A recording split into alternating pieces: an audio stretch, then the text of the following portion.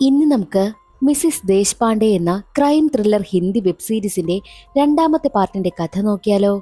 ആദ്യത്തെ part കാണാത്തവർക്കായിട്ട് link comment ബോക്സിൽ പിൻ ചെയ്തിട്ടുണ്ടേ, അത് കാണാൻ മറക്കരുതേ. എങ്കിൽ നമുക്ക് വേഗം രണ്ടാമത്തെ പാർട്ടിലേക്ക് കടക്കാം. അതിനു മുൻപായിട്ട് വീഡിയോ കാണുന്ന കൂട്ടുകാർ ഒന്ന് ലൈക്ക് ചെയ്യാനും കമന്റ് സെക്ഷനിലെ ഹൈപ്പ് എന്നൊരു ഓപ്ഷൻ ക്ലിക്ക് ചെയ്യാനും മറക്കരുതേ. ഫസ്റ്റ് പാർട്ട് അവസാനിക്കുമ്പോൾ തേജസ് തന്റെ സ്വന്തം മകനാണെന്നുള്ള സത്യം സീമ തുറന്നു പറയുകയാണല്ലോ. സീമ പണ്ടൊരു ഹോട്ടൽ നടത്തിയിരുന്നു. കുഞ്ഞായ തേജസുമായി സന്തോഷത്തോടു കൂടിയാണ് സീമ ജീവിച്ചതും. അങ്ങനെ സത്യമെല്ലാം മനസ്സിലായ തേജസിന് അതൊന്നും ഉൾക്കൊള്ളാനായില്ല. അവന്റെ അമ്മ ഒരു സീരിയൽ കില്ലർ ആണെന്നും അവന് ഉൾക്കൊള്ളാൻ കഴിഞ്ഞില്ല. സീമയെ തിരികെ കൊണ്ടുവരുന്ന സമയത്ത് പുറത്ത് അരുൺ ഉണ്ടായിരുന്നു. അരുണിനെ ഒന്ന് നോക്കിയിട്ടാണ് സീമ കയറിപ്പോയതും. സാറിന് ഈ ഒരു സത്യം അറിയാമായിരുന്നോ? അറിഞ്ഞുകൊണ്ടാണോ തന്നെ ഈ കേസിലേക്ക് കൊണ്ടുവന്നതെന്ന തേജസിന്റെ ചോദ്യത്തിന് അതേ എന്നായിരുന്നു അരുണിന്റെ മറുപടിയും. സീമ ഇവിടേക്ക് വരുന്നതിന് മുൻപ് തന്നെ സീമയ്ക്കൊരു കണ്ടീഷൻ ഉണ്ടായിരുന്നു. ഈ ഒരു കേസ് തേജസ് തന്നെ അന്വേഷിക്കണമെന്ന്.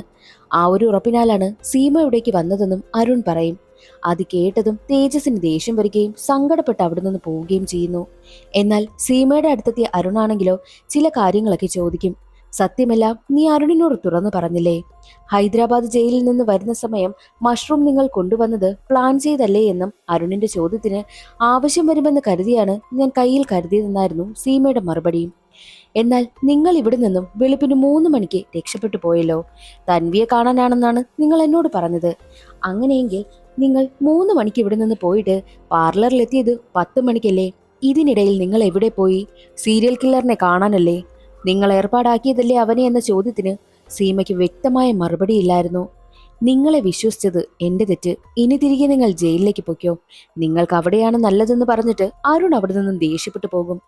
എന്നാൽ മുത്തശ്ശനടുത്തെത്തിയ തേജസ് ആ സ്ത്രീ തന്റെ അമ്മയാണെന്നുള്ള സത്യം എന്തുകൊണ്ട് എന്നോട് മറച്ചു വെച്ചു എന്ന ചോദ്യത്തിന് അതെന്റെ മകൾ എന്നോട് അങ്ങനെ പറഞ്ഞിരുന്നു. അവൾ ഒരു കാര്യവുമില്ലാതെ ആരെയും തന്നെ കൊന്നിട്ടില്ല എന്നും മുത്തശ്ശൻ പറയുമ്പോഴും തേജസ് മുത്തശ്ശനെ കുറ്റപ്പെടുത്തുകയും സീമയെ ഒരിക്കലും അമ്മയായി അംഗീകരിക്കില്ലെന്നുമായിരുന്നു തേജസ് പറഞ്ഞതും. ഈ ഒരു സത്യം അറിഞ്ഞതോടുകൂടി തേജസ് ആകെ തകർന്നു പോയിരുന്നു. മറ്റൊരു വശത്ത് പുതുതായി സെറ്റ് ചെയ്ത crime branch team court file digitalise ചെയ്യുവാനായിട്ട് കോൺട്രാക്ട് കൈമാറിയ IT കമ്പനിയെ കണ്ടെത്തി. സൈലോകോം എന്ന കമ്പനിയിലാണ് അവർ കൈമാറിയിരുന്നതും. എന്നാൽ 7 മാസം മുൻപ് ബാംഗ്ലൂരിൽ പൊട്ടക്കിണറ്റിൽ നിന്നും ഒരു ഡെഡ് ബോഡി കിട്ടി. അതേ നൈലോൺ കയർ ഉപയോഗിച്ചാണ് കൊല നടത്തിയിരിക്കുന്നതും. കണ്ണു തുറന്നിരിക്കുവാൻ വേണ്ടിയിട്ട് ഗ്ലൂവും യൂസ് ചെയ്തിട്ടുണ്ട്. സെയിം പാറ്റേണിൽ നടന്ന കൊലപാതകം തന്നെയാണിതും. പക്ഷേ ട്വിസ്റ്റ് എന്തെന്നാൽ മരണപ്പെട്ട ഈ ഒരു വ്യക്തി അതേ സൈലോകോം കമ്പനിയിലെ എംപ്ലോയി ആണെന്നും കണ്ടെത്തുകയാണ്. ആ ഒരു വിവരം അവർ അരുണിനെ അറിയിക്കും. അതേസമയം സീമയെ ജയിലിലേക്ക് കൊണ്ടുപോകുവാനായി ഇറങ്ങുകയായിരുന്നു. അപ്പോഴേക്കും അരുൺ അവിടേക്ക് വരും. മരണപ്പെട്ട ആളുടെ ഫോട്ടോ കാണിച്ചു കൊടുത്തിട്ട് നിങ്ങൾ നടത്തിയ കൊലപാതകങ്ങൾ ഒന്നും തന്നെ ആരെയും കൊന്ന് നിങ്ങൾ കിണറ്റിലിട്ടിട്ടില്ല. അപ്പോൾ ഇത് ചെയ്തത് കോപ്പിക്കാറ്റ് കില്ലറാണോ എന്നുള്ള ചോദ്യത്തിന് അതെ, കോപ്പിക്കാറ്റ് കില്ലറാണ്. പക്ഷേ എനിക്ക് കുറച്ച് കാര്യങ്ങൾ പറയാനുണ്ട്. അത് ഞാൻ തേജസിനോട് മാത്രമേ പറയൂ എന്നും സീമ പറയുന്നു. അങ്ങനെ അരുൺ തേജസിനെ വിളിക്കും. ക്രൈംബ്രാഞ്ച് ഉദ്യോഗസ്ഥരുടെ കണ്ടെത്തലും 7 മാസം മുൻപ് നടന്ന കൊലപാതകത്തെ പറ്റിയും അരുണിനോട് പറയുന്നു. സീമയ്ക്ക് നിങ്ങളോടാണ് സംസാരിക്കേണ്ടതെന്നും അരുൺ പറയുമ്പോഴോ അതിന് തേജസിന് ഒട്ടും താല്പര്യമേ ഇല്ല. ഈ ഒരു തവണ കൂടി നമുക്ക് നോക്കാം, ഇല്ല എങ്കിൽ അവരെ ജയിലിലേക്ക് കൊണ്ടുപോകാമെന്നും അരുൺ പറയുന്നു. അവർക്ക് നമ്മളെ സഹായിക്കാനാകും എന്നുകൂടി അരുൺ പറയുമ്പോൾ വേറെ വഴിയില്ലാതെ തേജസ് സമ്മതിക്കും. അടുത്ത ദിവസം തേജസ് സീമയെ കാണുവാനായി എത്തും. ഒരിക്കലും അമ്മയായി ഞാൻ അംഗീകരിക്കില്ല, അങ്ങനെ ഒരു ഫീലിങ്സും എനിക്ക് നിങ്ങളോട് ഇല്ല എന്ന് പറഞ്ഞുകൊണ്ടാണ് തേജസ് സീമയോട് സംസാരിക്കുവാനായി ആരംഭിക്കുന്നത്. സീമ തനിക്ക് പറയാനുള്ളതെല്ലാം തേജസിനോടും അരുണിനോടും പറയും. 25 വർഷങ്ങൾക്ക് മുൻപ് ഒരു രാത്രി, അന്ന് ഞാൻ ചൊവ്വാഴ്ച വ്രതമായിരുന്നു. ഹോട്ടലിൽ എല്ലാവരും പോയി കഴിഞ്ഞ് പാത്രമൊക്കെ ഞാൻ കഴുകി വെക്കുന്ന സമയം ജോസഫ് എന്നാൾ കുടിച്ച് ബോധമില്ലാതെ അവിടേക്ക് വന്നു. അയാൾ എന്നെ ഒരുപാട് ഉപദ്രവിച്ചു. അവസാനം എന്നെ അടിച്ച് ബോധം കെടുത്തി എന്നെ കിണറിന്റെ സൈഡിലേക്ക് വലിച്ചിഴിച്ചു കൊണ്ടുപോയി. എന്നാൽ അയാൾ എന്നെ ക്രൂരമായി ഉപദ്രവിക്കുന്നതിനിടയിൽ വെച്ച് ബോധം വന്ന് ഞാനാണെങ്കിലോ കിണറ്റിലുണ്ടായിരുന്ന നൈലോൺ കയർ ഉപയോഗിച്ച് അയാളുടെ കഴുത്തിൽ കുരുക്കിട്ടു. അയാളെ ഞാൻ ശ്വാസം മുട്ടിച്ച് കൊന്നു. എന്നാൽ അവിടേക്ക് എന്റെ അച്ഛൻ വരികയും സംഭവം മനസ്സിലാക്കി അച്ഛൻ തന്നെ ജോസഫിന്റെ ഡെഡ് ബോഡി കിണറ്റിലേക്കിട്ടു. അച്ഛൻ കിണറും സീല് ചെയ്തു. പക്ഷേ ഇതൊന്നും കേട്ട് വിശ്വസിക്കുവാനായിട്ട് തേജസ് കൂട്ടാക്കിയില്ല. തന്റെ ദേഹത്തുനിന്ന് സംഭവിച്ച മുറിവിന്റെ അടയാളമൊക്കെ ഉണ്ടായിരുന്നത് കൊണ്ട് അത് കാണിച്ചു കൊടുക്കുമ്പോഴാണ് തേജസ് മരണും വിശ്വസിക്കുന്നത്. നിങ്ങൾ നടത്തിയ ആദ്യ കൊലപാതകമാണ് ജോസഫ്. പക്ഷേ കൊന്ന രീതിയൊന്നും ഒരു ഫയലിലും പറയുന്നതേയില്ല. പിന്നെങ്ങനെ അതേ പാറ്റേണിൽ കൊലപാതകം സംഭവിച്ചു എന്ന തേജസിന്റെ സംശയത്തിന് സീമ പറയുന്നതോ അന്നവിടെ ജോസഫിന്റെ മകനായ അലക്സ് ഉണ്ടായിരുന്നു. ഞാൻ ചെയ്യുന്നതെല്ലാം അവൻ കണ്ടുകൊണ്ടിരിക്കുകയായിരുന്നു. ജോസഫിന്റെ മരണശേഷം അനാഥനായ അലക്സിനെ ഞാൻ എന്റെ മകനെ പോലെ വളർത്തിയെന്നും സീമ പറയും. അരുണിന് അലക്സിനെ നല്ല സംശയമായി. പിന്നീട് അലക്സിന് നേരെയായി അന്വേഷണമെല്ലാം. ഉടനെ തന്നെ തേജസ് മുത്തശ്ശിനെ വിളിക്കും. ഇനി എന്തൊക്കെ കാര്യങ്ങളാ എന്നിൽ നിന്ന് മറച്ചു വെച്ചിരിക്കുന്നതെന്ന് തേജസ് ചോദിക്കുമ്പോഴോ, പിന്നെ ഞാൻ എന്ത് ചെയ്യണമായിരുന്നു? എന്റെ മകളെ പിടിച്ച് പോലീസിനെ ഏൽപ്പിക്കണോ? അവൾ അങ്ങനെ ചെയ്തില്ലായിരുന്നെങ്കിൽ ഞാൻ അവനെ കൊന്നേനെ, ഞാൻ തന്നെ അത് ചെയ്യുമായിരുന്നുവെന്നും മുത്തശ്ശൻ പറയുന്നു. ആ ഒരു കിണർ ഇപ്പോഴും അവിടെ തന്നെ ഉണ്ടോ എന്നും അവൻ ചോദിക്കുന്ന സമയത്ത്, അതുകൊണ്ട് തന്നെയാണല്ലോ ഞാൻ ഈ വീട് വിൽക്കാതിരിക്കുന്നതെന്നും മുത്തശ്ശൻ പറയുന്നു. അലക്സിനെ കുറിച്ച് അന്വേഷിക്കുന്ന സമയത്ത് സീമയെ പോലീസ് അറസ്റ്റ് ചെയ്തുകൊണ്ട് പോയതിനു ശേഷം അലക്സിനെ ഒരു ഹോമിലാക്കി എന്നുള്ള കാര്യവും മുത്തശ്ശൻ പറയുന്നു. തേജസ് ഉടനെ തന്നെ ആ ഒരു ഹോമിലേക്ക് പോകും. ഹോമിലുള്ള ആളിനോട് അലക്സിനെ കുറിച്ച് അന്വേഷിക്കുന്ന സമയത്ത് അലക്സ് വന്ന സമയത്ത് ആരോടും ഒന്നും മിണ്ടില്ല. പക്ഷേ അവന് പെട്ടെന്ന് തന്നെ ദേഷ്യം വരും. ദേഷ്യം വരുമ്പോൾ അവൻ എന്താണ് പ്രവർത്തിക്കുന്നതെന്നും ആർക്കും അറിയത്തേയില്ല. എന്നാൽ അവൻ വന്ന സമയത്ത് ഒരു ബാഗ് കൊണ്ടുവന്നിരുന്നു. ആ ബാഗ് ആരെയും തൊടുവാൻ പോലും അവൻ സമ്മതിച്ചതേയില്ല. എപ്പോഴും ബാഗും കെട്ടിപ്പിടിച്ചാണ് അവൻ ഇരിക്കുന്നത് പോലും. എന്നാൽ അവന്റെ ഒരു 10, 24, 25 വയസ്സ് സമയമുള്ളപ്പോൾ അവൻ വല്ലാതെ ഡ്രഗ്സ് ഒക്കെ യൂസ് ചെയ്യുകയും വല്ലാത്ത ഡിപ്രഷനിലേക്ക് പോവുകയും ഒക്കെ ചെയ്തിരുന്നു. അങ്ങനെ ഒരു ദിവസം ഹോമിൽ നിന്ന് കാണാതായി. പിന്നീട് അവൻ എവിടെ പോയെന്നുള്ള കാര്യം ആർക്കും അറിയില്ല. എന്നാൽ അവൻ ഒരു ദിവസം എന്നെ കോൾ ചെയ്തിരുന്നു. ആ ഒരു നമ്പരും എൻ്റെ കയ്യിലുണ്ട്. ഞാൻ സേഫ് ആണെന്നായിരുന്നു അലക്സ് എന്ന് പറഞ്ഞിരുന്നതും. ആ നമ്പർ എനിക്കൊന്ന് തരുമോ എന്നും തേജസ് ആവശ്യപ്പെടുന്നു. അങ്ങനെ ആ നമ്പറാണെങ്കിൽ ആ ഹോമിലുള്ള ആൾ തേജസിന് കൊടുക്കും. നമ്പർ ട്രേസ് ചെയ്യുവാനായിട്ടും തന്റെ കൂടെയുള്ളവരോട് തേജസ് പറയുകയാണ്. അതിനുശേഷം തേജസ് നേരെ പോകുന്നത് ജോസഫിനെ കൊന്ന് കിണറ്റിലിട്ട അതേ സ്ഥലത്തേക്കാണ്. ആ വീട്ടിലാണെങ്കിൽ താമസമില്ലാത്തത് കൊണ്ട് തന്നെ അതൊരു വല്ലാത്തൊരവസ്ഥയിൽ കിടക്കുകയായിരുന്നു. അതേസമയം തന്നെ പോലീസുകാരാണെങ്കിൽ കിണറ്റിൽ നിന്നും ജോസഫിന്റെ അസ്ഥികൂടമൊക്കെ കണ്ടെത്തിയിരുന്നു. അതേസമയം തന്നെ അലക്സിന്റെ ലൊക്കേഷൻ ആണെങ്കിൽ പോലീസ് ഉദ്യോഗസ്ഥർ കണ്ടെത്തിയിരുന്നു. അതൊരു ഫ്ളാറ്റാണ്. തേജസ് അവിടേക്ക് ഒറ്റയ്ക്ക് പോകും. സെക്യൂരിറ്റിയുടെ കയ്യിൽ അലക്സിന്റെ ഫ്ളാറ്റിന്റെ സ്പെയർ കീ ഉണ്ട്. അലക്സ് ഇല്ലാത്ത സമയത്ത് സെക്യൂരിറ്റിയാണ് അവിടെ കയറി വൃത്തിയാക്കുന്നതും. അങ്ങനെ സെക്യൂരിറ്റി ഫ്ളാറ്റ് തുറന്നു കൊടുക്കും. തേജസ് അകത്ത് പോയൊക്കെ പരിശോധിച്ച് നോക്കുകയാണ്. അപ്പോൾ അവിടെ AC-ക്കകത്ത് നിന്നും ഒരു വലിയ ബാഗ് കിട്ടുന്നു. ആ ബാഗിനുള്ളിൽ ഒരു ചുരിദാറും പിന്നെ പച്ചക്കളർ നൈലോൺ കയറും. പിന്നീടുണ്ടായിരുന്നത് സീമയുടെയും തേജസിന്റെയും അലക്സിന്റെയും ഫോട്ടോയായിരുന്നു. അതെടുത്ത് നോക്കുകയാണ് തേജസ്. എന്നാൽ മറ്റൊരു വശത്ത് തേജസിന്റെ വീട്ടിലേക്ക് എത്തുകയാണ് അലക്സ്. തേജസിന്റെ ചൈൽഡ്ഹുഡ് ഫ്രണ്ട് എന്ന് പറഞ്ഞുകൊണ്ടാണ് അലക്സ് അവിടേക്ക് വന്നിരിക്കുന്നതും. എന്നാൽ അലക്സിനെ കണ്ടതും തൻവിക്ക് നല്ല സംശയം തോന്നുന്നു. ഉടനെ തന്നെ തൻവി തേജസിനെ വിളിച്ചിട്ട്, ചൈൽഡ്ഹുഡ് ഫ്രണ്ട് എന്ന് പറഞ്ഞ് ഒരാൾ ഇവിടെ വന്നിട്ടുണ്ട്, ഞാൻ അയാളുടെ ഫോട്ടോ അയച്ചിട്ടുണ്ടെന്നും തൻവി പറയും. അങ്ങനെ തേജസ് ഫോട്ടോ എടുത്തു നോക്കുകയാണ്. കുറെ കഴിഞ്ഞതും അലക്സ് അവിടെ നിന്ന് പോകും.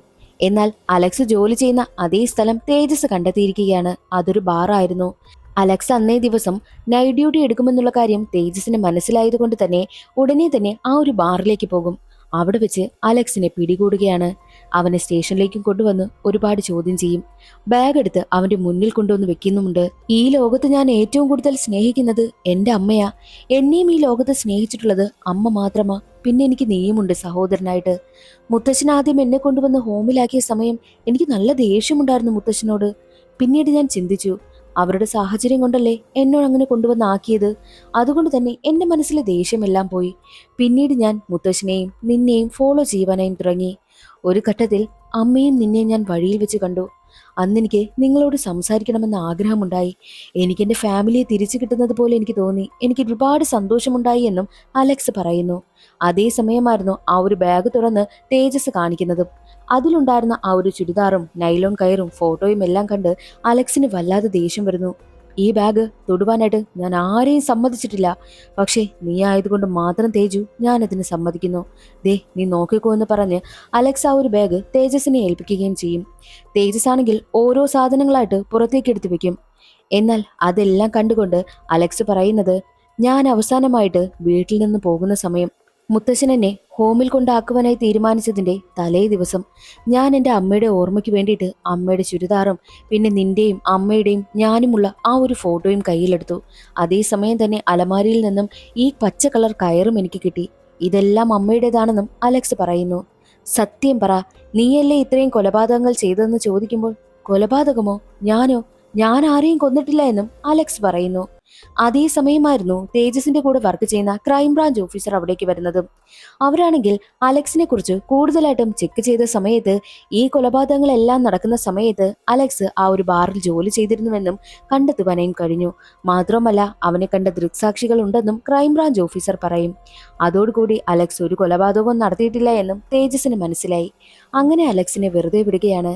എന്നാൽ അലക്സിനെ വെറുതെ വിടുന്ന സമയം തന്നെ യഥാർത്ഥ കില്ലറിനെ കാണിക്കുന്നുണ്ട്. യഥാർത്ഥ കില്ലർ സീമയുടെ ഫോട്ടോയുടെ മുന്നിൽ മെഴുകുതിരിയും കത്തിച്ചു വെച്ചിരിക്കുന്നുണ്ട്.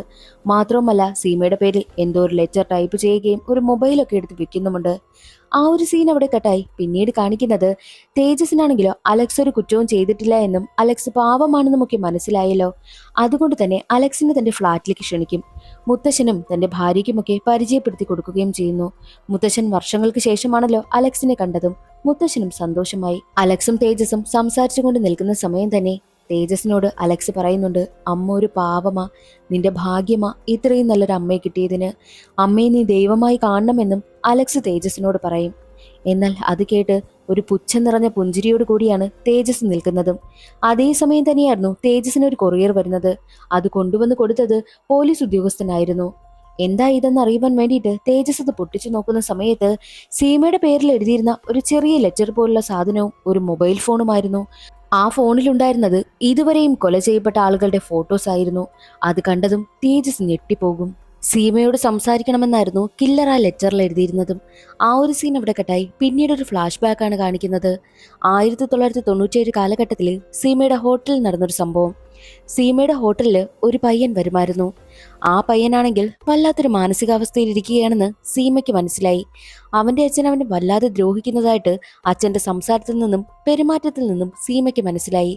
ആ പയ്യൻ ഫുഡ് കഴിച്ചിട്ട് വന്നിട്ട് കൈ കഴുകുന്ന സമയം നിനക്ക് എന്ത് സംഭവിച്ചു എന്ന് പറഞ്ഞ് അവന്റെ കൈ പിടിച്ചു നോക്കുന്ന സമയത്ത് കയ്യിൽ നല്ല ചതവുകൾ ഉണ്ടായിരുന്നു. മാത്രമല്ല വേറെ എവിടേക്ക് മുറിവുകളുണ്ടോ എന്ന് ചോദിക്കുമ്പോൾ അവൻ അവന്റെ മുതുകിലുള്ള മുറിവുകളും കാണിച്ചു കൊടുക്കുന്നു. അവന്റെ അച്ഛൻ തല്ലിയിട്ടാണ് അവൻ അങ്ങനെ സംഭവിച്ചതെന്നും സീമയ്ക്ക് മനസ്സിലായി.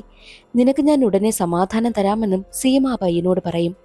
അന്നേ ദിവസം രാത്രി തന്നെ സീമ തന്റെ അലമാരയിൽ നിന്നും കറുത്ത പാൻറ്റും കറുത്ത ഷർട്ടും പിന്നെ കറുത്ത ബൂട്ടും പിന്നെ ആ ഒരു നൈലോൺ കയറും എല്ലാം എടുത്ത് വെക്കുന്നുണ്ട്. എന്നിട്ടവൾ വേഷം മാറി എങ്ങോട്ടോ പോകുന്നത് ആ പയ്യന്റെ വീട്ടിലേക്കാണ്. എന്നിട്ട് അവന്റെ അച്ഛൻ ഉറങ്ങിക്കിടക്കുന്ന സമയം, അച്ഛൻ ഉറക്കമുണർന്ന സമയം തന്നെ അച്ഛന്റെ കഴുത്തിലേക്ക് കയർ കൊണ്ട് കുരുക്കിട്ട് അച്ഛനെ കൊലപ്പെടുത്തുകയും ചെയ്തു. അതിനുശേഷം അയാളുടെ ഡെഡ് ബോഡി കണ്ണാടിക്ക് മുന്നിലായിട്ട് വലിച്ചിഴച്ചു കൊണ്ടുവന്നിരുത്തും. അതിനുശേഷം അയാളെ തന്നെ നോക്കിയിരുന്ന സീമ നേരെ തന്റെ വീട്ടിലേക്ക് വരും. എന്നിട്ട് തന്റെ മകനായ തേജസ് ഉറങ്ങുന്നത് നോക്കിക്കൊണ്ട് മകൻ അടുത്തിരുന്ന് മോശമായ ആളുകളെയെല്ലാം നശിപ്പിക്കണമെന്നായിരുന്നു സീമ പറഞ്ഞതും. ആ ഒരു സീൻ അവിടെ കട്ടായി. പിന്നീട് പ്രസന്റ് ആണ് കാണിക്കുന്നത്. സീമയാണ് കേസ് തെളിയിക്കുവാനായിട്ട് അവരെ സഹായിക്കാൻ കൂടെ നിൽക്കുന്നെന്നുള്ള കാര്യം അരുണും തേജസും ബാക്കിയുള്ള ഉദ്യോഗസ്ഥരെയും അറിയിക്കുന്നു. സീമയോട് ആ ഒരു കില്ലറിന് സംസാരിക്കണമെന്ന് പറഞ്ഞിരുന്നില്ലേ, അതുകൊണ്ട് തന്നെ സീമയുടെ അടുത്തേക്ക് എത്തുകയാണ് അരുണും തേജസും. എന്നിട്ട് ഫോൺ ഓണാക്കി വെക്കും. അതേസമയമായിരുന്നു അയാൾ കൊടുത്തുവിട്ട അതേ ഫോണിലേക്ക് കില്ലറിന്റെ കോള് വരുന്നതും. സീമ എടുത്ത് സംസാരിക്കും. സീമയുടെ ശബ്ദം കേട്ടതും, നിങ്ങളെ എനിക്ക് ഒരുപാട് ആരാധനയാണ്. നിങ്ങളിൽ പ്രചോദനം ഉൾക്കൊണ്ടുകൊണ്ടാണ് നാടിന് മോശം ചെയ്യുന്ന ആളുകളെ എല്ലാവരെയും ഞാൻ കൊല്ലുന്നതെന്നായിരുന്നു കില്ലർ പറഞ്ഞതും. അത് കേട്ട് സീമ അയാളെ പ്രശംസിക്കുകയും നീ ചെയ്യുന്നത് നല്ല കാര്യമാണ്, നാടിന് മോശം ചെയ്തവരെയാണ് ഞാനും കൊന്നുകളഞ്ഞതും, അതുപോലെ ദ്രോഹിക്കുന്നവരെയെല്ലാം കൊല്ലുന്നത് നല്ല കാര്യം തന്നെ. നീ ഇതുവരെ 4 പേരെ കൊന്നു, ഇനി അടുത്തതായിട്ട് 5ാമതായിട്ട് ആരെയാണ് കൊല്ലുവാൻ പോകുന്നതെന്ന് ചോദിക്കുമ്പോൾ ആളെ ഞാൻ ഇതുവരെയും സെലക്ട് ചെയ്തിട്ടില്ല, ഉടനെ ഞാൻ കണ്ടെത്തുമെന്നൊക്കെ സീമയോട് പറയും. എന്നാൽ സീമ പറയുന്നത്, ഞാനൊരാളെ കൊല്ലുന്നതിന് മുൻപ് അയാളെക്കുറിച്ചുള്ള ഫുൾ കാര്യങ്ങൾ ഞാൻ പഠിക്കും, അതിനുശേഷം മാത്രമേ ഞാൻ അയാളെ കൊല്ലാറുള്ളൂ. നീ എന്താ ആളിനെ കണ്ടെത്താത്തത്, അത് ആണാണോ പെണ്ണാണോ എന്ന് ചോദിക്കുന്ന സമയത്ത് ഉറപ്പായി ഞാൻ കൊല്ലുന്ന ആളുകളെല്ലാം പുരുഷന്മാരായിരിക്കുമെന്നും ആ ഒരാൾ പറയുന്നു. എന്നിട്ട് ആ കില്ലറാണെങ്കിൽ കോള് കട്ട് ചെയ്യുവാനായി പോകുന്ന സമയത്ത് ഇനി എന്നാ നമ്മൾ തമ്മിൽ സംസാരിക്കുന്നതെന്ന് സീമ ചോദിക്കുമ്പോഴോ, ഇനി നമ്മൾ സംസാരിക്കുന്നത് 5ാമത്തെ ആളിനെ ഞാൻ കൊന്നതിന് ശേഷമായിരിക്കുമെന്ന് പറഞ്ഞാണ് കില്ലർ കോള് കട്ട് ചെയ്ത് കളയുന്നതും. കില്ലറിന്റെ സംസാരം കേട്ടിട്ട് സീമ പറയുന്നത്, ആളിന്റെ സംസാരം കേട്ടിട്ട് എനിക്കിതൊരു പുരുഷനാകാൻ സാധ്യതയുണ്ടെന്ന് തോന്നുന്നില്ല, ഒന്നുകിൽ ഇതൊരു സ്ത്രീയാകാം, കാരണം പുരുഷന്മാരെ മാത്രമാണല്ലോ ടാർഗറ്റ് ചെയ്ത് കൊല്ലുന്നതെന്നും സീമ പറയും. എന്നാൽ അതിന് മറുപടിയായിട്ട് അരുണും തേജസും പറയുന്നത്, സ്ത്രീ തന്നെ ആകണമെന്നില്ല, ഒന്നുകിൽ വല്ല ഗേയോ അങ്ങനെ വല്ലതും ആയിരിക്കാമെന്നും അരുണും തേജസും പറയുന്നു. അതിനുശേഷം പോകുവാനായി ഇറങ്ങുന്ന തേജസ് ഞാനൊന്ന് മിസ്സസ് ദേശ്പാണ്ഡെയോട് ഒറ്റയ്ക്കൊന്ന് സംസാരിച്ചോട്ടെ എന്ന് ചോദിച്ച് അകത്തേക്ക് കയറിപ്പോകുന്നു. എന്നിട്ട് സീമയോട് ഒറ്റയ്ക്ക് സംസാരിക്കുകയാണ്. അന്ന് ഹോഷ് നിങ്ങളെ കാണാൻ വന്ന സമയത്ത് നിങ്ങളുടെ ഒരു രഹസ്യം അവന്റെ കയ്യിൽ സുരക്ഷിതമായിരിക്കുമെന്ന് പറഞ്ഞു. ആ ഒരു രഹസ്യം ഞാനാണോ എന്ന് ചോദിക്കുമ്പോൾ അതേ എന്നായിരുന്നു സീമയുടെ മറുപടി. 25 വർഷങ്ങളായില്ലേ സീമ തന്റെ മകനെ കണ്ടിട്ട്. അതുകൊണ്ട് തന്നെ തേജസ് എങ്ങനെയാണ് ഇപ്പോൾ ഉള്ളത് എന്നൊക്കെ അറിയുവാൻ വേണ്ടിയിട്ട് സീമയ്ക്ക് നല്ല ആഗ്രഹമുണ്ടായിരുന്നു. തേജസിനെ കുറിച്ച് അന്വേഷിക്കുവാനായിട്ട് ഹോഷിനോട് പറഞ്ഞു. അങ്ങനെ ഹോഷ് തേജസിനെ കുറിച്ച് അന്വേഷിക്കുന്ന വഴിയിൽ സീമയുടെ മകനാണ് തേജസ് എന്നുള്ള കാര്യം ഹോഷ് അറിഞ്ഞിട്ടുണ്ടായിരുന്നു. ഈ ഒരു കാര്യം പുറത്തറിഞ്ഞു കഴിഞ്ഞാൽ ഉറപ്പായിട്ടും തേജസിന്റെ ഭാവിയെ ബാധിക്കുമെന്ന് സീമ വല്ലാതെ പേടിച്ചു. എന്റെ മകനെ അവൻ ദ്രോഹിക്കുമെന്ന് എനിക്ക് തോന്നിയിരുന്നു. അതുകൊണ്ടാണ് ഹോഷിനെ ഞാൻ മെന്റലി ടോർച്ചർ ചെയ്ത് അവനെ കൊണ്ട് ആത്മഹത്യ ചെയ്യിപ്പിച്ചതും. അവന് ദോഷം വരുന്ന ആരെയും തന്നെ ഞാൻ ഈ ഭൂമിയിൽ വെച്ചേക്കില്ല എന്നും സീമ പറയുന്നു. അത് കേട്ടതും തേജസ് ആണെങ്കിൽ ഒന്നും മിണ്ടാതെ നിൽക്കുകയാണ്. അതിനുശേഷം തേജസ് പറയും, ഞാൻ അലക്സിനെ കണ്ടിരുന്നു. അലക്സിനെ കാണുന്നതിന് മുൻപ് വരെ ഞാൻ നിങ്ങളെ ഒരു കൊലയാളിയായിട്ട് മാത്രമാണ് കരുതിയിരുന്നത്. എന്നാൽ അലക്സിനെ കണ്ടതിന് ശേഷം അവൻ കുറേ കാര്യങ്ങൾ നിങ്ങളെക്കുറിച്ച് എന്നോട് സംസാരിച്ചിരുന്നു. അതിൽ നിന്നുമാ നിങ്ങൾ നല്ലൊരു സ്ത്രീയാണെന്നുള്ള കാര്യം എനിക്ക് മനസ്സിലായതും നിങ്ങൾ എന്നെ എത്രമാത്രം സ്നേഹിച്ചിരുന്നുവെന്നും എനിക്ക് മനസ്സിലായതെന്നും പറഞ്ഞ് അവരുടെ 3 പേരുടെയും ഫോട്ടോ അലക്സിന്റെ കയ്യിൽ ഉണ്ടായിരുന്നത് തേജസ് സീമയെ ഏൽപ്പിക്കുന്നു. എന്നിട്ട് ഫോട്ടോയിലൊക്കെ ഞാൻ കണ്ടിട്ടുണ്ട് എന്ന് പറഞ്ഞ് കറുത്ത പൊട്ടും സീമയ്ക്ക് കൊടുക്കും. സീമയ്ക്കാണെങ്കിൽ ഒരുപാട് സന്തോഷമാകുന്നു. നിറ കണ്ണുകളോടെ സീമ അതിലൊരു പൊട്ടെടുത്ത് തന്റെ നെറ്റിയിൽ വെക്കും. എന്നിട്ട് പറയും, അലക്സിന് നിങ്ങളെ കാണണമെന്നുണ്ട്. അതിന് മറുപടിയായിട്ട് സീമ പറയുന്നതോ, അതിനെന്താ, കാണാമല്ലോ. അവനെ കാരണമല്ലേ എനിക്കിത്രയും നല്ലത് സംഭവിച്ചത്. അവൻ നിന്നോട് അങ്ങനെയൊക്കെ പറഞ്ഞിട്ടല്ലേ നിനക്ക് എന്നോട് സ്നേഹമുണ്ടായതെന്നുമുള്ള കാര്യം സീമ പറയുന്നു. അങ്ങനെ അലക്സിനെ കാണുവാനായിട്ടും സീമ സമ്മതിച്ചു. കൂടാതെ ഒരു കാര്യം കൂടി സീമ തേജസിനോട് ചോദിക്കുന്നുണ്ട്. അവന്റെ അച്ഛനെ ഞാൻ കൊല്ലുന്നത് അവൻ കണ്ടിരുന്നോ എന്ന് ചോദിക്കുമ്പോൾ അവൻ കണ്ടില്ല. നിങ്ങളെ ഇപ്പോഴും ദൈവമായിട്ട് അവൻ കരുതുന്നത് എന്നുള്ള കാര്യവും സീമയോട് തേജസ് പറയും. അലക്സിനെ കാണുവാനായിട്ടും സീമ സമ്മതിക്കുന്നു. ആ ഒരു വിവരം തേജസ് വിളിച്ച് അലക്സിനോട് പറയും. അലക്സിന് ഒരുപാട് സന്തോഷമാകും. നാളെ തന്നെ ഞാൻ അമ്മയെ കാണാം, എനിക്ക് ഒരുപാട് സന്തോഷമായി എന്നൊക്കെ അലക്സ് പറയും. അങ്ങനെ അടുത്ത ദിവസം തന്നെ അലക്സ് സീമയെ കാണുവാൻ പോകുവാൻ വേണ്ടിയിട്ട് റെഡിയാവുകയായിരുന്നു. അപ്പോൾ അവിടേക്ക് ആരോ വരും. ഒരു കറുത്ത വേഷം ധരിച്ച ആളാണ് വരുന്നത്. ആളിനെ കണ്ടതും അകത്തേക്ക് വായെന്ന് പറഞ്ഞ് അലക്സ് ആളിനെ അകത്തേക്ക് കയറ്റും. എന്നിട്ട് ആ ആളുമായിട്ട് സംസാരിച്ചു കൊണ്ടിരിക്കുകയും ചെയ്യുന്നുണ്ട്. അലക്സിന് പരിചയമുള്ള ആരോ ആണത്. എന്നാൽ തനിക്ക് സമയമില്ല, പുറത്തേക്ക് പോകണമെന്നും അലക്സ് പറഞ്ഞു. എന്നിട്ടവൻ റെഡിയാകുവാനായി പോകുന്ന സമയം തന്നെയായിരുന്നു ആ വന്ന ആളാണെങ്കിൽ തന്റെ കയ്യിലിരുന്ന ആ ഒരു പച്ച നൈലോൺ കയർ കയ്യിലെടുത്ത് അലക്സിന്റെ കഴുത്തിൽ കുരുക്കിട്ട് അവനെ കൊന്നു കളയുന്നതും. തേജസ് വന്ന് നോക്കുമ്പോൾ കാണുന്ന കാഴ്ച മരിച്ചിരിക്കുന്ന അലക്സിനെയാണ്. ആ ഒരു വിവരം സീമ അറിയുന്നതോടുകൂടി സീമ തകർന്നു പോകുന്നു. അങ്ങനെ അലക്സിന്റെ മരണാനന്തര ചടങ്ങുകളെല്ലാം തേജസും ഫാമിലിയും ചേർന്ന് നടത്തും. അതെല്ലാം വീഡിയോ കോൾ വഴി സീമയും കാണുന്നുണ്ട്. സീമയ്ക്ക് ഒരുപാട് സങ്കടമാകും. 5ാമത്തെ ആളിനെ കൊന്നതിന് ശേഷം വീണ്ടും സീമയെ വിളിക്കുമെന്നല്ലേ കില്ലർ പറഞ്ഞത്. അതുപോലെ തന്നെ 5ാമത്തെ ആളിനെ കൊന്നതിന് ശേഷം സീമയെ വിളിക്കുകയാണ്. എന്നാൽ സീമയാണെങ്കിലോ കില്ലർ ചെയ്ത ആ ഒരു കൊലപാതകത്തെ ഒരുപാട് അഭിനന്ദിക്കുകയും ഒക്കെ ചെയ്യും. സീമയാണെങ്കിൽ അയാളെ ഒരുപാട് സന്തോഷിപ്പിച്ചിട്ട് അയാളുടെ ഭാഗത്തു നിന്ന് വരുന്ന കാര്യങ്ങളൊക്കെ കേട്ട് മനസ്സിലാക്കുകയാണ് സീമയുടെ പ്ലാനും. അങ്ങനെ സീമയാണെങ്കിൽ അവസാനം കട്ട് ചെയ്യുന്നതിന് മുൻപ് ആ ആളിനോട് പറയുന്നുണ്ട്, എന്തായാലും നിന്നോടൊപ്പം ചേർന്ന് എനിക്കും കൊല ചെയ്യണമെന്ന് ഒരുപാട് ആഗ്രഹമാണ്. നീ കൊല ചെയ്യുന്നതിന് മുൻപ് ദുഷ്ടരായ ആളുകളുടെ മുഖത്ത് വരുന്ന ആ ഒരു മരണവെപ്രാളമൊക്കെ എനിക്കും കാണണം. അതിനൊരവസരം നീ എനിക്ക് ഉണ്ടാക്കി തരുമോ എന്നും സീമ ചോദിക്കുന്നു. സീമയോട് അത്രയും സ്നേഹമുണ്ടായിരുന്ന കില്ലറാണെങ്കിൽ അതിന് ഞാൻ അവസരം ഉണ്ടാക്കി തരാമെന്നും പറയും. അങ്ങനെ കില്ലറാണെങ്കിൽ അടുത്ത ആളിനെ കണ്ടെത്തിയിട്ട് കൊല്ലാൻ പോകുന്നത് സീമയ്ക്ക് ലൈവായി കാണിച്ചു കൊടുക്കും. അതെല്ലാം കണ്ടുകൊണ്ട് തേജസും ഗ്യാങ്ങും ഒക്കെ ഉണ്ടായിരുന്നു. എന്നാൽ കില്ലർ നിൽക്കുന്ന ആ ഒരു പരിസരമെല്ലാം മനസ്സിലാക്കി തേജസ് അതെവിടെയാണെന്ന് കണ്ടുപിടിക്കുവാനും തീരുമാനിച്ചു. അപ്പോൾ അവിടെ കുറെ സർട്ടിഫിക്കറ്റ് ഇരിക്കുന്നത് കണ്ടു. സർട്ടിഫിക്കറ്റ് ഒക്കെ അവിടെ ഉണ്ടായിരുന്നവരുടെ ടെക്നിക്കൽ ടീം സ്കാൻ ചെയ്ത് നോക്കുന്ന സമയത്താണ് അതൊരു ഡെന്റൽ ക്ലിനിക്കാണെന്നും മനസ്സിലാകുന്നത്. അവർ നിൽക്കുന്ന സ്ഥലത്ത് നിന്നും ഏകദേശം 10 മിനിറ്റ് ദൂരം മാത്രമേ അവിടേക്കുള്ളൂ. 10 മിനിറ്റ് എങ്ങനെയെങ്കിലും കില്ലറിനെ പിടിച്ചു നിർത്തണമെന്ന് തേജസ് പറഞ്ഞതിന് ശേഷം ആ ഒരു ലൊക്കേഷനിലേക്ക് പോകുന്നു. തേജസ് പറഞ്ഞതുപോലെ തന്നെ സീമ കുറച്ചു നേരത്തേക്ക് കില്ലറിനെ പിടിച്ചു നിർത്തും. എന്നാൽ കുറച്ചു കഴിഞ്ഞതും കില്ലർ ആണെങ്കിലോ അയാളുടെ കഴുത്തിൽ കയറ് മുറുക്കുവാനായും തുടങ്ങി. അയാളാണെങ്കിൽ ജീവനു വേണ്ടി പോരാടുന്ന സമയമായിരുന്നു തേജസും ഗ്യാങ്ങും അവിടേക്ക് എത്തുന്നതും. തേജസിനേക്ക് കണ്ടതും കില്ലർ ഇറങ്ങി ഓടുന്നു. തേജസ് അയാളുടെ പിന്നാലെ ഓടും. എന്നാൽ ഒരു ഘട്ടത്തിൽ തേജസിന്റെ തലക്കടിച്ച് വീഴ്ത്തുകയും തേജസിന്റെ ബോധം പോവുകയും ചെയ്തു. തേജസിനെ ഹോസ്പിറ്റലിലേക്കും കൊണ്ടുപോകും. അങ്ങനെ ആ ഒരാളും കില്ലറിന്റെ കയ്യിൽ നിന്നും രക്ഷപ്പെട്ടിരിക്കുകയാണ്. അയാളെയും ഹോസ്പിറ്റലിൽ അഡ്മിറ്റ് ആകുന്നു. എന്നാൽ തേജസിന്റെ സംശയം എന്തെന്നാൽ കില്ലറിന്റെ കൈവശം തന്നെ കിട്ടിയതാണ്. കില്ലർ വിചാരിച്ചാൽ തന്നെ കൊല്ലാൻ കഴിയും. പക്ഷെ തന്നെ കില്ലർ എന്തുകൊണ്ടാ കൊല്ലാത്തത് എന്ന സംശയം അരുണിനോട് പറയുന്നുമുണ്ട്. അതേസമയമായിരുന്നു തേജസിന്റെ കാര്യം അറിയുവാൻ വേണ്ടിയിട്ട് തേജസിനെ സീമ വിളിക്കുന്നതും. തേജസ് ഓക്കെയാണെന്ന് അറിഞ്ഞതോടു കൂടിയാണ് സീമയ്ക്ക് സമാധാനമായതും. എന്നാൽ സീമ ഒരു കാര്യം പറയുന്നുണ്ട്. അന്നൊരു പയ്യന് വേണ്ടിയിട്ട് അവന്റെ അച്ഛനെ ഞാൻ കൊന്നില്ലേ, സുഹാസ് എന്ന പയ്യന് വേണ്ടിയിട്ട്. പക്ഷേ അവന്റെ അച്ഛനെ കൊല്ലുന്ന സമയത്താണ് ഞാനൊരു പാട്ട് പാടിയത്. നമ്മൾ ആ വീഡിയോ കണ്ട സമയത്ത് കില്ലർ ആണെങ്കിൽ ഒരു പാട്ട് പാടുന്നത് നീ ശ്രദ്ധിച്ചിരുന്നോ? അതേ പാട്ട് തന്നെയാണ് സുഹാസിന്റെ അച്ഛനെ കൊല്ലുന്ന സമയത്തും ഞാൻ പാടിയത്. ഓരോ ആളുകളെ കൊല്ലുന്ന സമയത്തും ഓരോ പാട്ടാ പാടിയത്. പക്ഷേ സുഹാസിന്റെ അച്ഛനെ കൊല്ലുന്ന സമയത്ത് ഞാൻ ആ ഒരു പാട്ട് പാടിയിട്ടുണ്ടെങ്കിൽ ആ ഒരു കൊലപാതകം നേരിട്ട് കണ്ട ആളാണ് കില്ലറാകാൻ സാധ്യത. അങ്ങനെയാണെങ്കിൽ ഞാൻ ചെയ്ത കൊലപാതകം കണ്ടിട്ടുള്ളത് സുഹാസ് ആയിരിക്കുമെന്നുള്ള സംശയം സീമയാണെങ്കിൽ തേജസിനോട് പറയുന്നു. അങ്ങനെ തേജസ് ആണെങ്കിൽ സുഹാസിന്റെ ഫാമിലി അന്വേഷിച്ച് യാത്രയായി. സുഹാസിന്റെ അമ്മയാണെങ്കിലോ ഒരു വൃദ്ധസദനത്തിലാണുള്ളതും. അവിടേക്ക് എത്തുകയാണ് തേജസ്. എന്നാൽ അമ്മയുടെ മാനസിക നിലയ്ക്ക് തെറ്റിയിരിക്കുകയാണ്. അമ്മയാണെങ്കിൽ തേജസിനെ കണ്ടതും അത് സുഹാസ് ആണെന്ന് കരുതി. നീ എന്നെ ഇവിടെ കൊണ്ടുവന്നാക്കിയതിനു ശേഷം ഇപ്പോഴാണോ നീ വരുന്നത്? നീ ഇനി ഒരിക്കലും ബഹളം വെക്കരുതേ. അച്ഛൻ പൂജ ചെയ്യുന്ന സമയമാ. പൂജ ചെയ്യുന്ന സമയത്ത് നീ ബഹളം വെച്ചാൽ അച്ഛൻ എന്ത് ചെയ്യുമെന്ന് നിനക്കറിയാലോ. നീ എന്തിനാ പാവയൊക്കെ വെച്ച് കളിക്കുന്നത്? നീ എന്തിനാ പെൺകുട്ടികളുടെ ഡ്രസ്സൊക്കെ ധരിച്ചു നോക്കുന്നത്? നീ ഇനി ലിപ്സ്റ്റിക് ഇടരുത്, പൊട്ട് കുത്തരുത്, പെൺകുട്ടികളുടെ ഡ്രസ്സൊന്നും ഇടരുത്. അതുകൊണ്ടല്ലേ എന്നും നിന്നെ അച്ഛൻ അടിക്കുന്നതെന്ന് പറഞ്ഞ് അമ്മ ബഹളം വെക്കുന്നു. അതോടുകൂടി സുഹാസിന് എന്തോ പ്രശ്നമുണ്ടായിരുന്നു എന്നുള്ള കാര്യം തേജസിന് മനസ്സിലായി. അപ്പോഴായിരുന്നു ആ ഒരു കില്ലർ കൊല്ലുവാനായി ശ്രമിച്ച ആളിന് ബോധം വന്ന കാര്യം തേജസ് അറിയുന്നതും.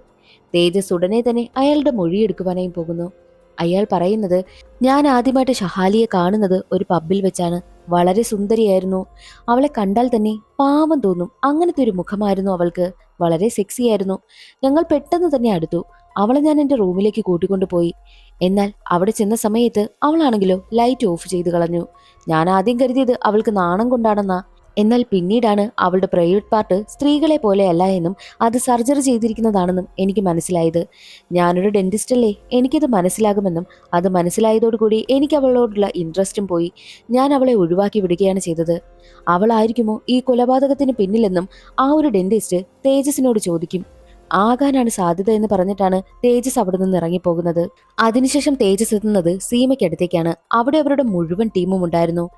ഈ ഇടയ്ക്കിടയ്ക്ക് കില്ലർ വിളിക്കുന്ന നമ്പർ അവർക്ക് ട്രേസ് ചെയ്യുവാനായി കഴിയുന്നതായിരുന്നില്ല. അതുകൊണ്ട് തന്നെയാണ് കില്ലർ എവിടെയാണെന്ന് അവർക്ക് കണ്ടെത്താൻ കഴിയാതായതും.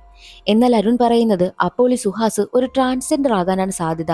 തന്റെ ഐഡന്റിറ്റി മനസ്സിലാക്കുന്ന, തന്നെ ഒഴിവാക്കുന്നവരെ ആയിരിക്കാം ഈ ഒരു കില്ലർ കൊല ചെയ്യുന്നതെന്നുള്ള കാര്യം അരുൺ പറയുന്നു. എന്നാൽ സീമ പറയുന്നത് കില്ലറിന്റെ സംസാരം കേട്ടിട്ട് അവർ പ്രണയിക്കുന്ന ആളുകളെ മാത്രമല്ല, അവർക്ക് സ്നേഹം തിരിച്ചു കൊടുക്കാത്ത ആളുകളെയാണ് അവർ കൊന്നുകളയുന്നതായിട്ടാണ് എനിക്ക് തോന്നുന്നതെന്നും സീമ പറയുന്നു.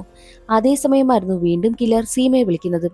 എന്നാൽ സീമയാണ് തേജസിനെ അവിടെ വരുവാൻ വേണ്ടിയിട്ട് എല്ലാ സൗകര്യവും ഉണ്ടാക്കി കൊടുത്തതെന്ന് കില്ലറിന് മനസ്സിലായി. നിങ്ങളിങ്ങനെ എന്നെ ചതിക്കുമെന്ന് ഞാൻ കരുതിയിരുന്നില്ല. നിങ്ങളെ ഞാൻ ഈ ലോകത്ത് ഏറ്റവും കൂടുതൽ സ്നേഹിക്കുന്ന ഒരാളായിരുന്നു. നിങ്ങളുടെ മകൻ നിങ്ങളെ സ്നേഹിക്കുന്നതിനേക്കാൾ കൂടുതൽ ഞാൻ നിങ്ങളെ സ്നേഹിച്ചിരുന്നു. എന്നിട്ട് ആ ഒരു സ്നേഹം നിങ്ങൾ എനിക്ക് തന്നില്ലല്ലോ.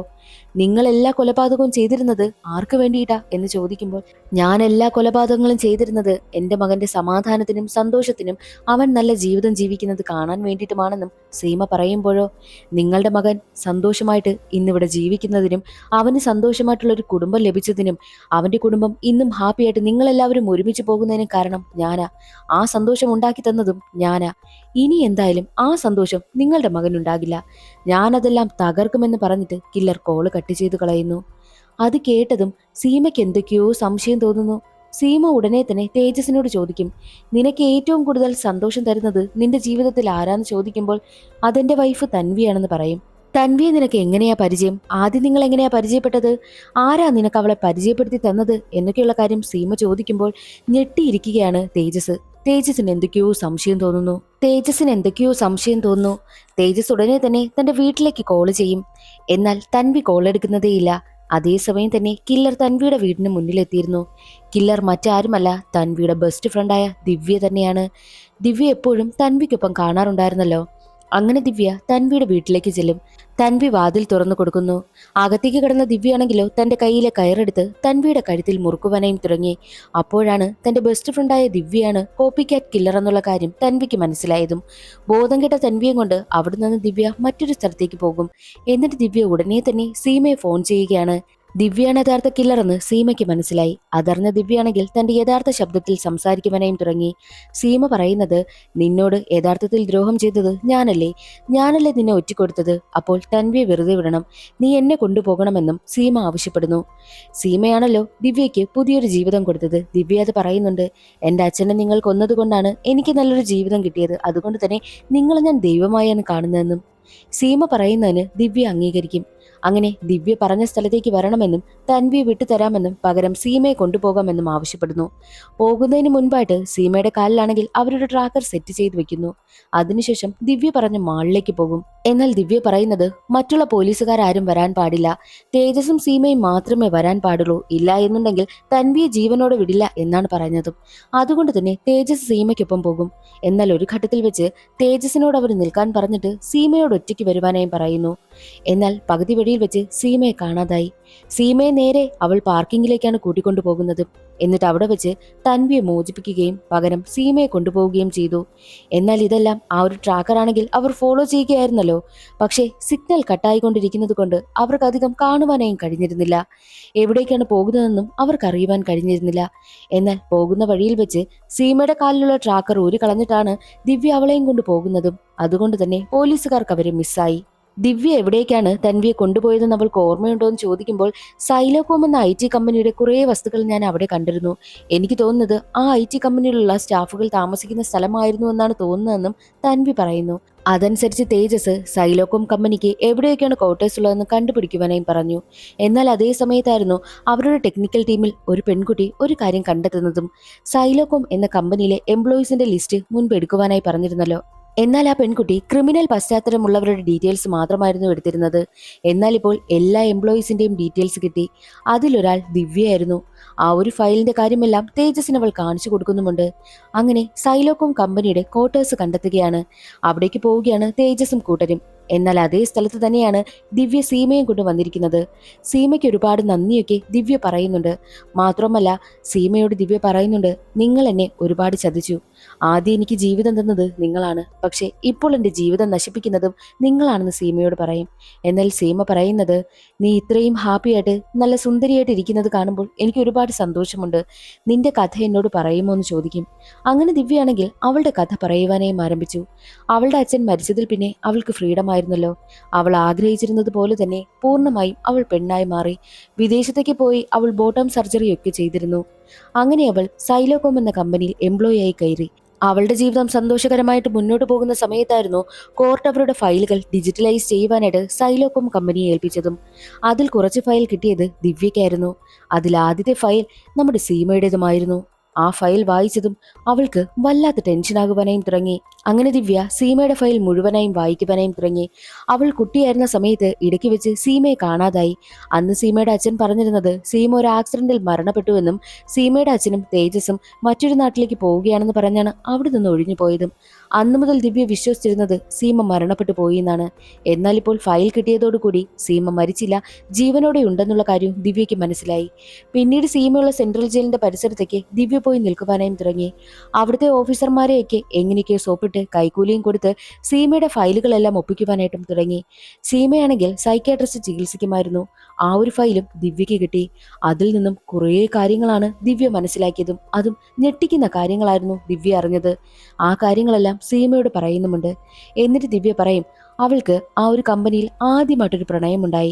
അവനെയാണ് ദിവ്യ യഥാർത്ഥത്തിൽ കഴുത്ത് ഞെരിച്ച് കിണറ്റിലിട്ട് കൊന്നുകളഞ്ഞതും. അവനെ പ്രണയിച്ച് രണ്ടുപേരും വിവാഹം കഴിക്കുവാനൊക്കെ തീരുമാനിച്ചിരുന്നു. എന്നാൽ ഒരു ഘട്ടത്തിൽ ഫിസിക്കൽ റിലേഷൻഷിപ്പിൽ ഏർപ്പെടുവാനായിട്ട് തീരുമാനിച്ച സമയമായിരുന്നു ദിവ്യ ആരാണെന്നുള്ള സത്യം അവൾ തുറന്നു പറഞ്ഞതും. എന്നാൽ അവൾ ആദ്യം ഒരു പുരുഷനായിരുന്നുവെന്നും പിന്നീട് ഒരു സ്ത്രീയായി മാറിയതാണെന്നും ആ പയ്യൻ അറിഞ്ഞതോടുകൂടി അവൻ അവളെ ഒരുപാട് ഉപദ്രവിക്കുകയും അവൻ അവളുടെ അടിവയറ്റിൽ ചവിട്ടുകയും ചെയ്തു. എന്നിട്ട് അവൻ അവളെ ഉപേക്ഷിച്ച് പോവുകയാണ് ചെയ്തത്. അടുത്ത ദിവസം അവൻ റിസൈൻ ചെയ്ത് തന്നെ പോയി. എന്നാൽ ദിവ്യ അത് ഒരുപാട് ബാധിച്ചു. അവന്റെ ആ ഒരു ചവിട്ടിൽ അവൾ ആഗ്രഹിച്ച് മോഹിച്ച് കഷ്ടപ്പെട്ട് നടത്തിയ ആ ഒരു ബോട്ടം സർജറി ഫെയിലായി പോവുകയാണ് ചെയ്തതും. അത് മുഴുവനായും നശിച്ചു പോവുകയുണ്ടായി. അതോടുകൂടി ഇനി ജീവിച്ചിരിക്കേണ്ട, മരിക്കണമെന്നും ദിവ്യ തീരുമാനിച്ചു. അപ്പോഴാണ് സീമയുടെ കാര്യങ്ങളൊക്കെ ഓർമ്മ വന്നത്. സീമ ഓരോരുത്തരെ കൊല ചെയ്തതെല്ലാം ആ ഒരു ഫയലിലുണ്ടായിരുന്നല്ലോ. അതവൾക്ക് വല്ലാത്ത പ്രചോദനമായി. അങ്ങനെയാണ് അവൾ ആ ഒരു പയ്യനെ കൊല ചെയ്ത് കിണറ്റിലിട്ട് കളഞ്ഞതും. അതും അതേപോലെ നൈലോൺ കയർ ഉപയോഗിച്ച്. പിന്നീട് എല്ലാ രാത്രികളിലും അവളാണെങ്കിൽ വേഷം മാറി ഷഹാലിയായി മാറി. എന്നിട്ട് അവൾക്ക് എവിടെന്നെങ്കിലും ട്രൂ ലവ് കിട്ടുമോ എന്നറിയുവാൻ വേണ്ടിയിട്ട് ഓരോരുത്തരെയായി പരിചയപ്പെട്ടു. പക്ഷേ അവരെല്ലാവരും ദിവ്യ യഥാർത്ഥത്തിൽ ആരാണെന്ന് മനസ്സിലാക്കിയതോടുകൂടി അവളെ പൂർണ്ണമായും ഉപേക്ഷിക്കുകയാണ് ചെയ്തത്. അങ്ങനെയുള്ള എല്ലാവരെയും താൻ കൊന്നുകളയുകയാണ് ചെയ്തതെന്നും ദിവ്യ പറയും. ദിവ്യയുടെ കഥകളെല്ലാം കേട്ട് സീമ പറയുന്നത്, നിന്നെ ഞാൻ ആദ്യം സഹായിച്ചു, എനിക്ക് വേണ്ടിയിട്ട് നിനക്കൊരു സഹായം ചെയ്തുകൂടെ എന്നും ദിവ്യയോട് ചോദിക്കും.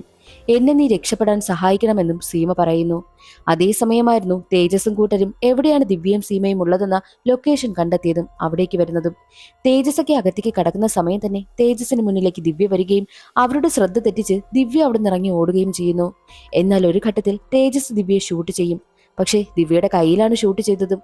ദിവ്യയാണെങ്കിൽ പൊട്ടിച്ചിരിക്കുകയാണ്.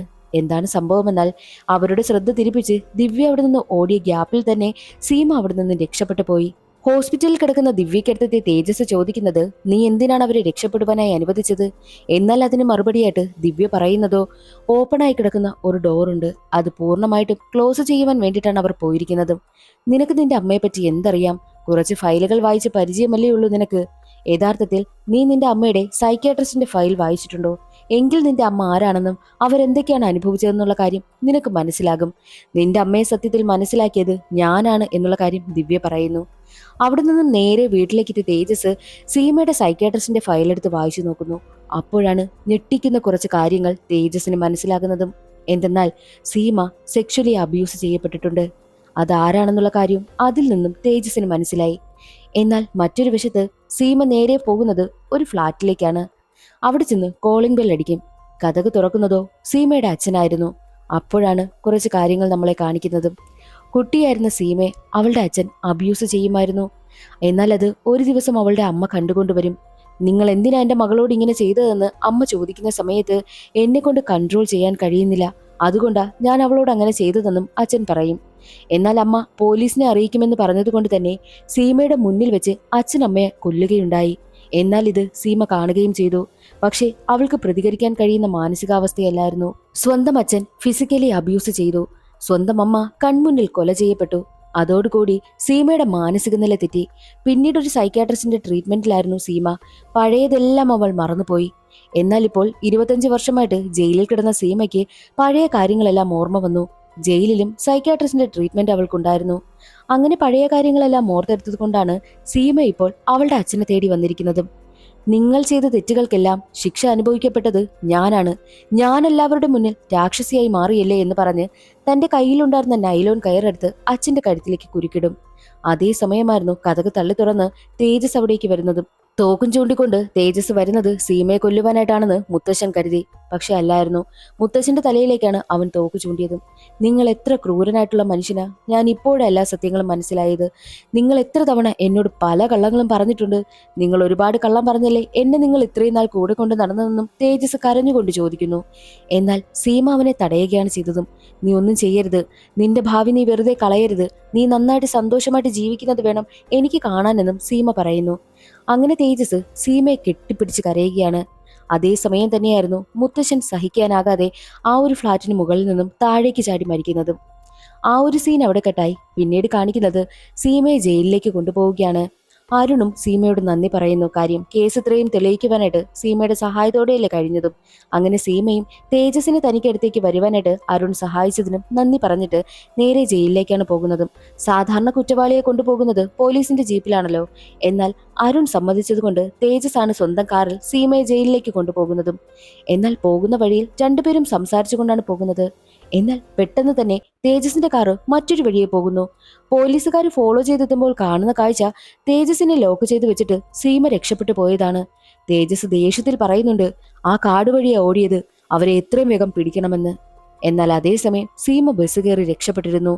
ഒരു പുഞ്ചിരിയോടെ ഇരിക്കുന്ന സീമയെ കാണിച്ചുകൊണ്ട് എന്തായിരിക്കും അവരുടെ അടുത്ത ലക്ഷ്യമെന്ന് പറയാതെ പറഞ്ഞുകൊണ്ട് കഥ അവസാനിക്കുകയാണ്. ഇന്നത്തെ വീഡിയോ എല്ലാവർക്കും ഇഷ്ടമായെന്ന് കരുതുന്നു. ഇഷ്ടമായാലൊന്ന് സപ്പോർട്ട് ചെയ്യാൻ മറക്കരുതേ. അടുത്ത വീഡിയോയിൽ കാണാം. അതുവരെ എല്ലാവർക്കും ബൈ.